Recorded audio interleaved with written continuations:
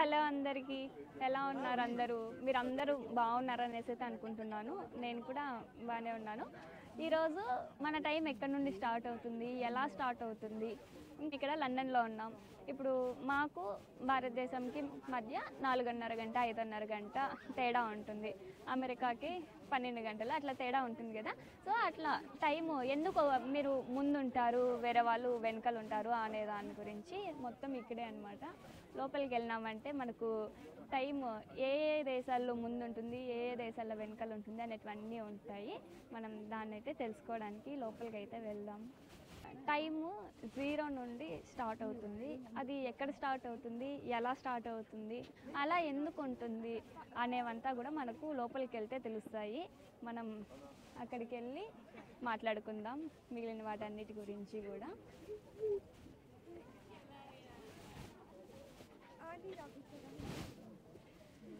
చాలా మంచు పడుతుంది ఇక్కడ. ఇప్పుడిప్పుడే వింటర్ స్టార్ట్ అవుతుంది కాబట్టి మనకు చాలా చలి ఉంటుంది. అది చూసుకొని మనం బయట వెళ్తూ ఉండాలన్నమాట. మనమైతే వెళ్ళి టికెట్స్ తీసుకొని లోపలికి వెళ్ళిపోయి టైం గురించి తెలుసుకునేద్దాం.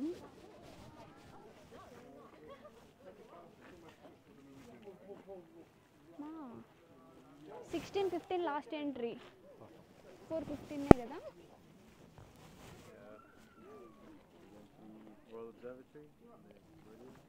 చూస్తున్నారు కదా, main entrance and tickets, meridian line, royal observatory, plans to house. మనం చదువుకుంటాం కదా సోషల్లో, మెరిడియన్ లైన్స్ అనేసి, అదే అన్నమాట ఇది.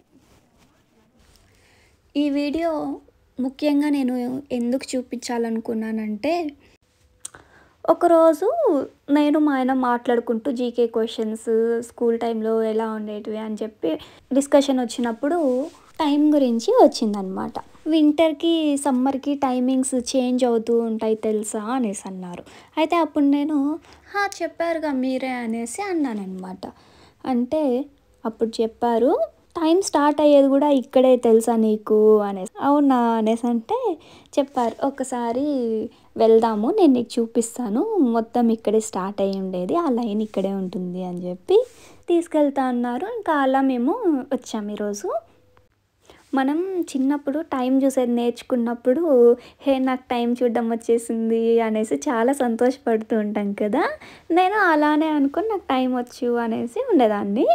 అయితే మీకు ఎవరికైనా కూడా ఎప్పుడైనా డౌట్ వచ్చిందా? అంటే చిన్న ముళ్ళు హవర్స్కే ఎందుకు, పెద్ద ముళ్ళు మినిట్స్కే ఎందుకు, ఫాస్ట్గా తిరిగే ముళ్ళు సెకండ్స్కే ఎందుకు వచ్చింది అని మీ టీచర్స్ని ఎవరైనా మీరు డౌట్స్ అడుగున్నా, లేదా మీ ఫ్రెండ్స్ని కానీ మీ పెద్దవాళ్ళని కానీ ఎవరినన్నా అడుగుంటే కామెంట్ చేయండి. నాకైతే ఎప్పుడు అలాంటి డౌట్ ఏం రాలేదు. స్కూల్లో సోషల్ సబ్జెక్ట్లో చదువుకో ఉంటాం, లాంగిట్యూడ్స్, లాటిట్యూడ్స్, ఇంకా మెయిన్ టైం అనేసి. అయితే వాటిని తెలుగులో మనం ఆకాంశాలు, రేఖాంశాలు, ఇంకా సమయం అనేసి ఇలా చదువుకో ఉంటాం. అయితే కొంతమందికి చాలా ఇంట్రెస్ట్ ఉంటుంది, వీటిపైన రీసెర్చ్ కూడా చేస్తూ ఉంటారు. అలా రీసెర్చ్ చేసిన వాళ్ళందరి గురించి కూడా ఇక్కడ ఉంటుందన్నమాట. ఇక్కడ కనిపిస్తుంది కదా, ఇది వచ్చి వాళ్ళ మెడికల్ గైడ్. వాళ్ళకి కోల్డ్ వచ్చినా, ఫీవర్ వచ్చినా ఏం చేయాలి అనేది అంతా కూడా ఇక్కడ ఉంది. అసలు చాలా మంచిగా అనిపించింది. నెవిల్స్ హోమ్ మేడ్ రెమెడీస్. మనం ఎలా అయితే అల్లం టీ, కషాయం అలా చేసుకుంటామో అలా వీళ్ళు కూడా అవి అంతా చేసుకునేవాళ్ళు. అక్కడ పేర్లతో సహా అంతా రాసి పెట్టారు. వీళ్ళ లైఫ్ ప్యాటర్న్ ఎలా ఉండింది, ఏం చేస్తుండే వాళ్ళు అన్నీ కూడా ప్రతి ఒక్కటి క్లియర్గా ఇక్కడ అంతా రాసి పెట్టారు. చూస్తున్నారు కదా, ఇక్కడ ఎయిరీ ఫ్యామిలీ వాళ్ళు రిలాక్సింగ్ టుగెదర్ అనేసి ఒక పిక్చర్ వేశారు. దాంట్లో వాళ్ళ పేర్లతో సహా కూడా ఉన్నాయన్నమాట. ఇంకా ఇక్కడ చూస్తే ఒక బుక్ లాగా ఉంది. ఓపెన్ చేయంగానే నాకు మంచి టైటిల్ కనిపించింది, అన్ఫుల్ఫిల్డ్ టాలెంట్ అనమాట. అసలు అన్ఫుల్ఫిల్డ్ టాలెంట్ అంటేనే ఎంత అర్థం ఉంటుంది దాంట్లో. కాసేపు చదివాను నేను అది ఏంటి అనేది. చదవంగానే మీరు కూడా వీడియో స్టాప్ చేస్తే మీకు కూడా క్లియర్గా కనిపిస్తుంది. చదివితే నాకు తెలిసి మీకు కూడా మీలో ఉన్న టాలెంట్ బయట చూపడం కానీ, లేదా ఎవరిలో అయినా ఉన్న టాలెంట్ బయటకు తీసుకురావడం కానీ చేస్తే దానివల్ల ఎంత యూజ్ ఉంటుంది, ఎలా ఫీల్ అవుతారు అనేది తెలుస్తుంది. ఇప్పుడు మనం ఎయిరీ ఫ్యామిలీ వాళ్ళ యొక్క నర్సరీకి వెళ్తున్నాం. ఇక్కడ ఉంది ఆ డీటెయిల్స్ మొత్తం, స్టాప్ చేసి చదవండి. ఇవంతా కూడా వాళ్ళ ఫ్యామిలీలో జరిగే కొన్ని యాక్టివిటీస్ని రిప్రజెంట్ చేస్తూ కొన్ని వస్తువుల్ని ఇక్కడ పెట్టారు. నెక్స్ట్ మనం ది ఆక్టోగాన్ రూమ్కి ఎంటర్ అవుతున్నాము. ఆక్టోగాన్ రూమ్ అంటే ఈ రాయల్ అబ్జర్వేటరీ యొక్క అబ్జర్వేషన్స్ అన్నీ జరిగిన రూమ్ అనమాట. అయితే లోపలికి వెళ్ళంగానే ఫస్ట్ నాకు టెలిస్కోప్ కనిపించింది. టెలిస్కోప్ చూడంగానే నాకు నా 10th క్లాస్ సోషల్ బుక్ గుర్తొచ్చేసింది. టెలిస్కోప్ అంటే మనకు అందరికీ తెలిసిందే, దూరంగా ఉన్న ఆబ్జెక్ట్స్ని అబ్జర్వ్ చేయడానికి యూస్ చేసే ఒక డివైస్ అని. అయితే ఇది స్పెషల్గా మనకు ఆప్టికల్ ఇన్స్ట్రుమెంట్స్లో యూస్ చేస్తూ ఉంటారు. లెన్సెస్కి కానీ, కర్వ్డ్ మిర్రర్స్కి కానీ, లేదా ఇంకా డిటెక్టర్స్కి కానీ యూస్ చేస్తూ ఉండేవాళ్ళు అనమాట. నాకైతే అక్కడ వైట్ కలర్లో ఒక ఓవెల్ షేప్ అట్లా కనిపించింది. ఈ టెలిస్కోప్ గురించి అక్కడ ఉన్న ఇన్ఫర్మేషన్లో నేను చదివాను. ఒక పడువు టెలిస్కోప్ అని చెప్పేసి డిస్క్రిమినేషన్ కూడా జరిగింది అని. మీరు ఒకసారి స్టాప్ చేసి చదివారంటే క్లియర్గా అర్థమవుతుంది. ఆ తర్వాత మళ్ళీ లెన్స్ని కరెక్ట్ చేసి వేరే విధంగా కూడా టెలిస్కోప్స్ చేశారంట. ఇక్కడికి తీసుకొస్తాను అని చెప్పినప్పుడు మా నన్ను ఒక క్వశ్చన్ అడిగారనమాట. చిన్నప్పుడు నీకు టైం ఎవరు నేర్పించారు చూడడం అనేసి అంటే, పెద్దవాళ్ళు ఉంటారు కదా చిన్నప్పుడు నేర్పించారు అనేసి అంటే తను నన్ను అడిగారు, ఆ టైం నీ డైలీ లైఫ్లోకి ఎలా వచ్చింది అనేది నీకు తెలుసా అనేసి. కరెక్ట్గా నాకు అంత తెలియదు అనేసి అంటే అప్పుడు చెప్పారనమాట, అది కూడా జిఎంటీ నుండే స్టార్ట్ అయింది అని. చాలామంది వ్యక్తులు దీని మీద వర్క్ చేశారు, వీళ్ళందరి అనాలిసిస్తో టైంని మనకు పరిచయం చేశారు అని చెప్పారు. ఇది చూడంగానే నాకు పెండులం అనిపించింది. బట్ నేను అది మూవ్ చేయడానికి ట్రై చేశాను, అది మూవ్ అవ్వలేదన్నమాట. అంటే నాకు తెలిసినంత వరకు పెండులం క్లాక్ అంటే మిడిల్లో మనం మూవ్ చేసినామంటే ఇటువైపు ఎంత దూరం వెళ్తుందో అటువైపు కూడా అంతే దూరం వెళ్తుంది అన్నంతవరకే తెలుసు. అయితే మనం చూసినది అలాంటి పెండులం క్లాక్, ఇది దానికంటే ముందు ఉన్నదన్నమాట. ఇది మన అందరికీ తెలిసిందే, మన గ్లోబ్ మన ఎర్త్ని స్పియర్ షేప్లో చూపించేదే అనమాట. ఇక్కడ కనిపిస్తున్నవి ఏంటంటే టైమ్స్, ఏ దేశాల్లో ఏ టైం ఉంది అని. మన ఇండియా ఉంది, సో మన దగ్గర టైము 20:35 అంటే 8:35. మాకైతే 4 అవుతుండింది మేము వెళ్ళిన సమ్మర్లో. నేను వీడియో లేట్గా పోస్ట్ చేస్తున్నాను. Time and longitude.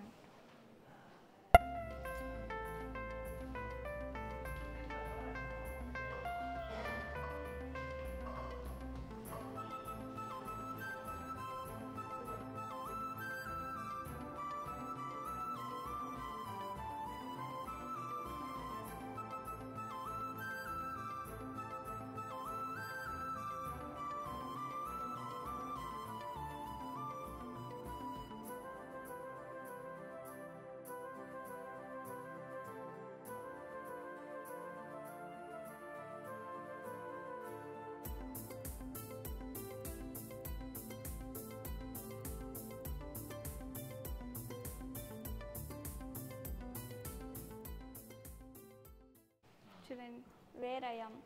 మనకు అప్పుడప్పుడు డౌట్స్ వస్తూ ఉంటాయి, ఈ డేలు ఎవరు కనిపెట్టారు, రోజులు ఎవరు కనిపెట్టారు, ఎట్లా వచ్చినాయి అని చెప్పేసి. అట్లా డౌట్స్ క్లియర్ చేయడం కోసమే అనమాట ఇదంతా కూడా పెట్టారు వాళ్ళు.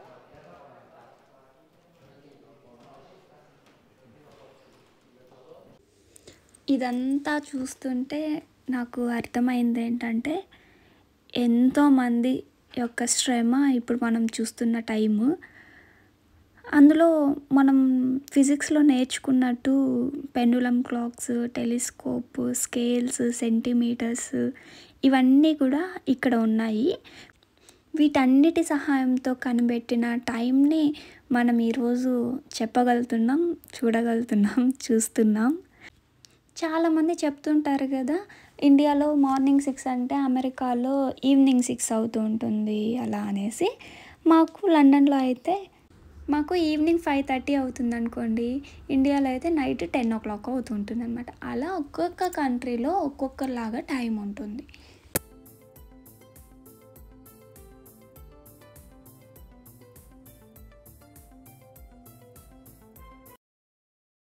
హ్యారిసన్స్ ఫస్ట్ టైమ్ కీపర్ అంట. It took about 5 years to build.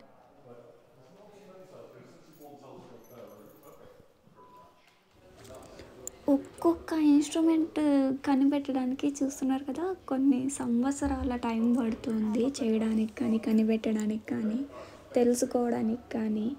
ఇక్కడ మనం ఓపిక్గా చదవాలనుకుంటే చదవడానికి ఈవెన్ చాప్టర్స్తో సహా అన్నీ ఉన్నాయి. చూడండి అక్కడ చాప్టర్ 4, చాప్టర్ 5 మనం ఏది కావాలన్నా చదవచ్చు. ఇది సెకండ్ టైం కీపర్ అంట.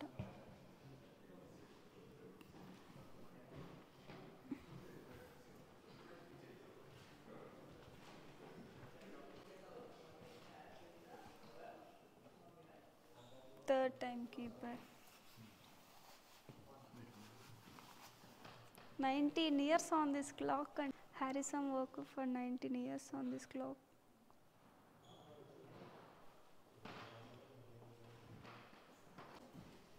Time on Greenwich Gallery.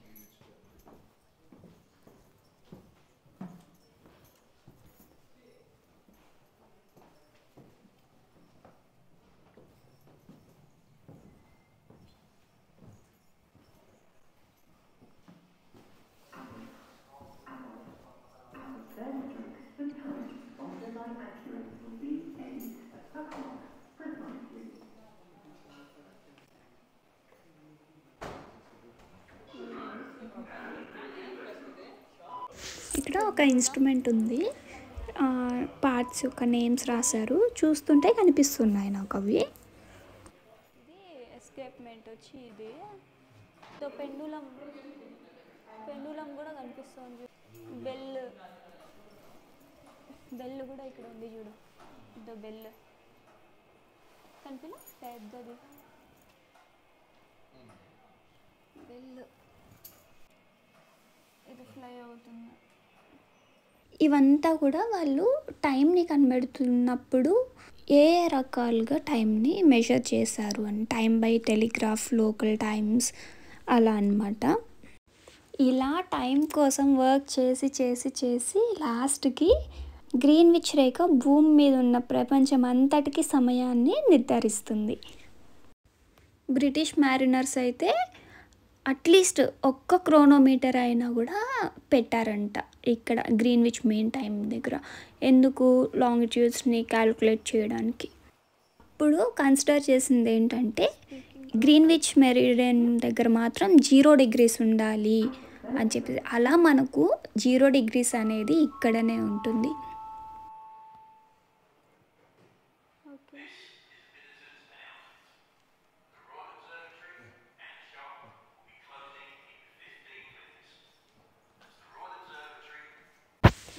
ఇంతసేపు మనం టైంని ఇక్కడే కనిపెట్టారు, ఇక్కడ నుండే 0 degree స్టార్ట్ అవుతుంది, ఇక్కడ నుండే మనకు తెలుస్తుంది అన్నీ చెప్పుకున్నాం కదా. అయితే ఇప్పుడు మనం ఆ లైన్ దగ్గరికి వెళ్ళిపోదాం. బయటకు వచ్చేసాం, చలిగా ఉంది.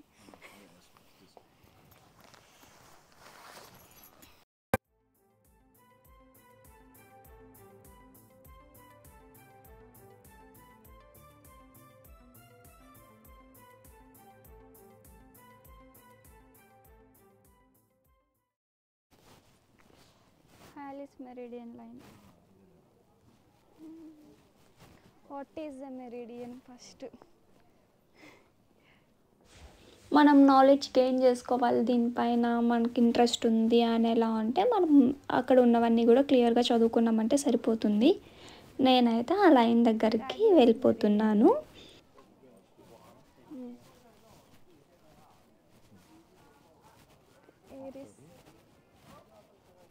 టైం ఫర్ ఎవ్రీవన్ అంటే నాకు ఒక డైలాగ్ గుర్తొచ్చింది, ప్రతి ఒక్కరికి ఒక రోజు వస్తుంది అనేసి అంటాం కదా. సో అలా ప్రతి ఒక్కరికి ఒక టైం వస్తుంది అని. దాన్ని ఇదే లైన్, ఇదే 0 లైన్ మనకు ఇక్కడ ఉంటాయి డిగ్రీస్ అంతా ఇక్కడ చూసుకోవచ్చు. ఈ 0 degree లైన్నే మనము ప్రైమ్ మెరిడియన్ అనేసి అంటూ ఉంటాం, చాలాసార్లు చదువుకుంటాం. ఈ లైన్ ఎర్త్ని డివైడ్ చేస్తుంది ఈస్ట్ అండ్ వెస్ట్ లాగా. మనకు అక్కడ కనిపిస్తున్న కంట్రీస్ అన్నీ కూడా ఒక సైడ్ ఈస్ట్, ఒక సైడ్ వెస్ట్. చూస్తున్నారు కదా, అటు ఇటు 0 degrees అనేసి ఉంది. అదే అనమాట 0 degree లాంగిట్యూడ్ లైన్. ఇలా ఈ లైన్ వరల్డ్ మొత్తం ఉంటుందన్నమాట. ఇలా ఈ Greenwich mean time international standard ఎలా అయింది అంటే మెయిన్గా 2 reasons.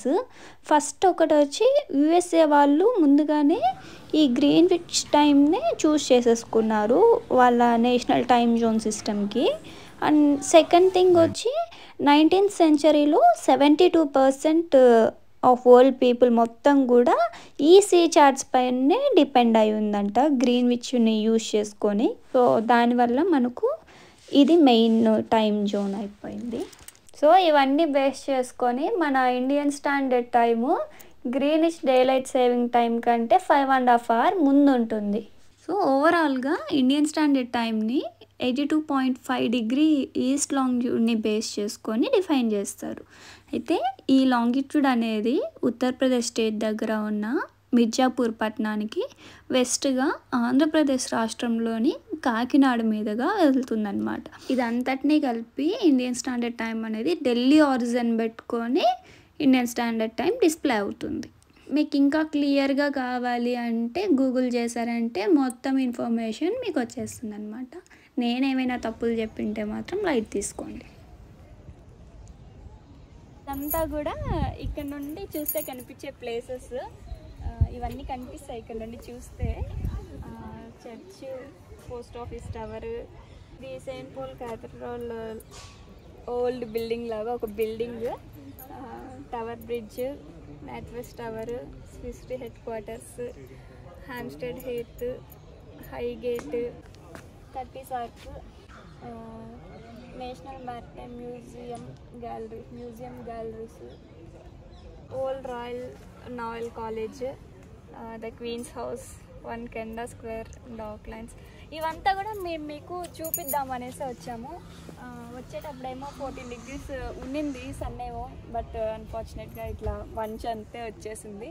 అందుకే చాలా వరకు చెప్తూ ఉంటారు యూకేలో వెదర్ని నమ్మకూడదు అని చెప్పేసి. ఇంకా ఇవంతా కూడా మంచు, చెట్టు అడ్డము, ఇంకా సో ఇవంతా కనపడదు. ఇప్పుడు start. Saint Patrick cathedral church అనేది అది, టవర్ బ్రిడ్జ్, గెర్కిన్, ఇది కూడా tower bridge near by. కర్టీస్ arc మన ప్రీవియస్ వీడియోలో చూసింటారు. నేషనల్ మ్యారిటైమ్ మ్యూజియం ఇది అక్కడే కనిపిస్తుంది. ఇది ఓల్డ్ రాయల్ నావల్ ఆపోజిట్లో ఉండేది. క్వీన్స్ హౌస్ ఇది కూడా ఆపోజిట్. ఈ 3 ఇక్కడే. ఇది 1 Canada Square, ఇది కెనరీ వాఫ్ దగ్గర ఉండేది. ఇది పవర్ స్టేషను, 4 స్తంభాలు ఉండేది. ఇది ఒకటి అయినా దీని నుంచి ఒకటి ఉంటాం మనం అని. అది పవర్ స్టేషను. ఇది O2 అరేనా, దీనిపైకి కూడా వెళ్ళచ్చు.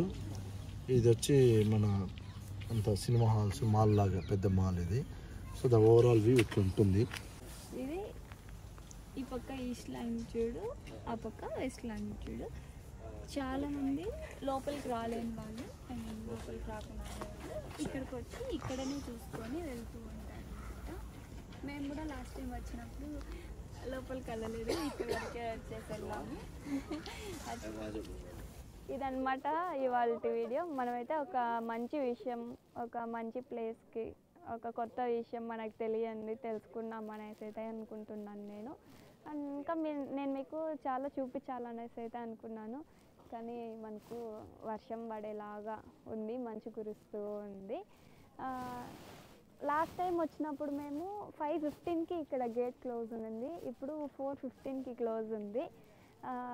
ఆ రోజు టైం కుదరలేదు, ఈరోజు వెదర్కు సహకరించట్లేదు. ఏమంటే టైం కూడా 1 వీక్లోనే అది సమ్మర్ అంట, ఇది వింటర్ అంట. ఇంత చేంజెస్ ఉంది వెదర్లో. నేను మీకు చూపిస్తాను చూడండి. ఇప్పుడు ఒక క్లిప్ లాస్ట్ టైం వచ్చినప్పుడు తీసుకున్నాం, ఇదే ప్లేస్లో తీసుకున్నాం, చాలా బాగుంది. ఇప్పుడు కూడా బాగుంది, కాకపోతే మీరు అన్ని చూడడానికి మంచు కవర్ అయిపోయింది.